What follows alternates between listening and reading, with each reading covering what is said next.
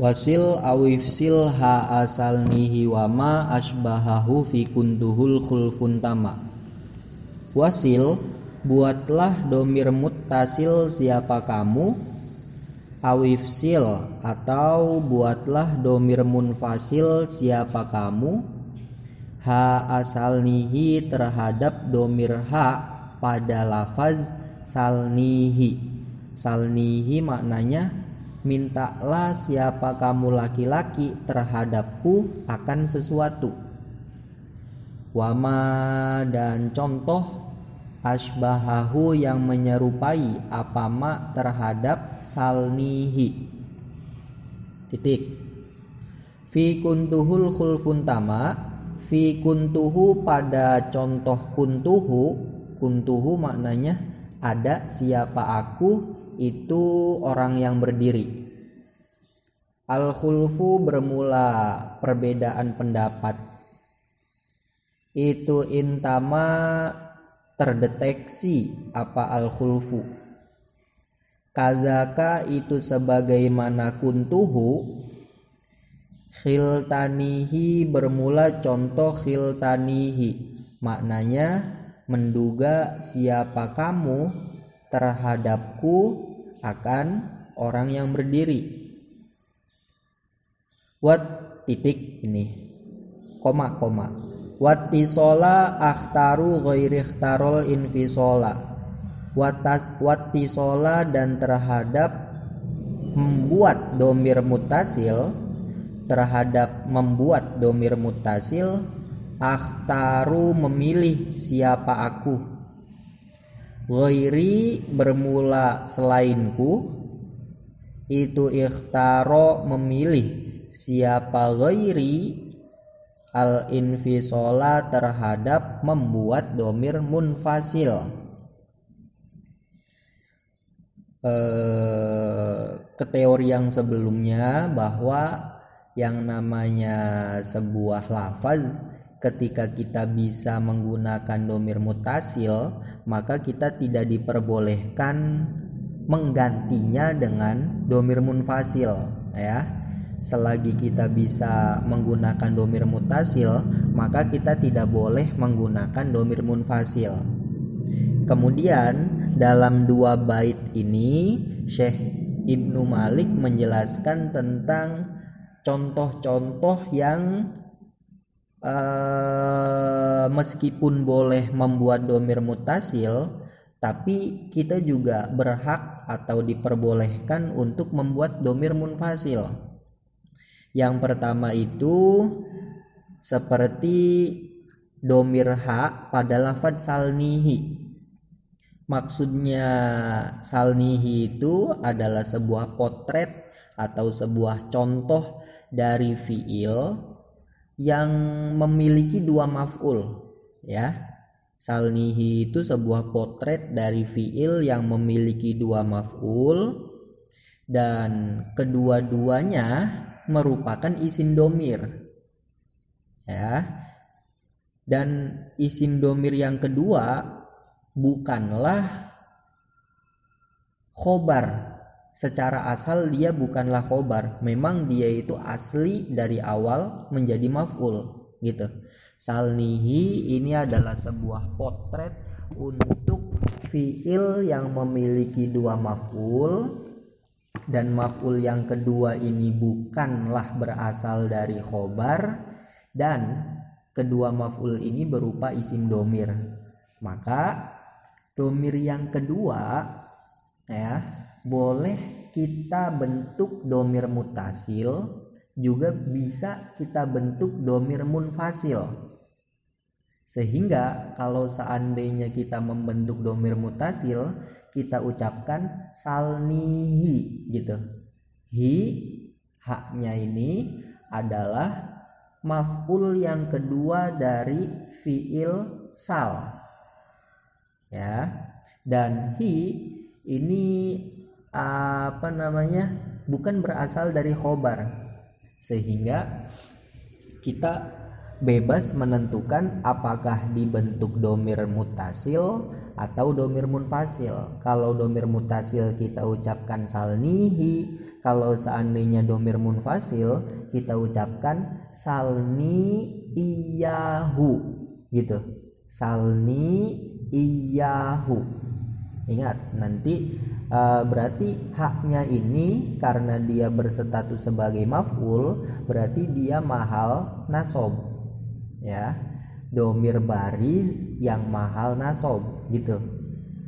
Domir bariz yang mahal nasob ini ada yang mutasil, ada yang munfasil. Kalau yang mutasil itu contoh kalau dalam fi'il madi ya, dorobahu, dorobahuma, dorobahum, dorobaha, dorobahuma, dorobahunna sampai dorobani. Itu yang mutasil. Kalau yang munfasil seperti bait yang sebelumnya, iyahu, iyahuma dan seterusnya itu. Sehingga ketika kita bentuk domir mutasil kita ucapkan salnihi, kalau kita bentuk domir munfasil kita ucapkan salni iyahu, begitu. Kemudian ada dua contoh lagi yang diperbolehkan untuk membuat domir mutasil atau domir munfasil. Yang tapi kalau dua contoh ini diperkhilafkan oleh ulama apakah yang baik itu yang mutasil atau yang baik itu adalah yang munfasil. Tapi maksudnya ini hanya perbedaan pendapat tentang yang baik mana. Menurut semuanya ini berhak bagi kita untuk membentuk mutasil atau munfasil. Jadi perbedaannya hanya terdapat pada yang lebih baik yang mana. Kalau tentang bolehnya menurut ulama boleh semua. Yang pertama adalah seperti lafaz kuntuhu. Kuntuhu itu maksudnya adalah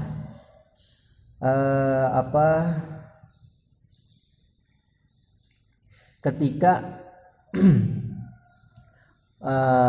kuntuhu itu maksudnya adalah ketika khobarnya kana dan saudara-saudarinya berupa domir, ya. Maksud dari kuntuhu itu adalah sebagai potret dari fiil berupa kana dan saudari-saudarinya ya, kana, amsa, asbaha dan seterusnya. Itu nanti ketika khobarnya berupa domir, maka domir ini bisa kita bentuk muttasil, bisa kita bentuk munfasil. Kalau seandainya kita bentuk muttasil, kita ucapkan kuntuhu. Kuntu ada siapa aku, tu'nya ini kedudukannya menjadi fa'il, itu hu orang yang berdiri, hu-nya ini kedudukannya menjadi khobarnya kana. Khobarnya kana itu mahalnya adalah nasob gitu. Sehingga kita bisa ucapkan kuntuhu ini kalau seandainya kita bentuk hu-nya mutasil, kalau kita bentuk munfasil berarti kita ucapkan kuntu iyahu. Kuntu ada siapa aku, itu iyahu orang yang berdiri. Begitu. Kemudian untuk contoh yang selanjutnya adalah khiltanihi. Khiltanihi ini sebagai potret ya. Khiltanihi adalah sebagai sampel atau contoh dari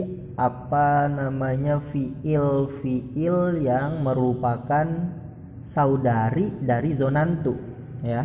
Zonantu wa akhwatuha itu, zonantu, hasibtu, za'amtu dan kawan-kawannya.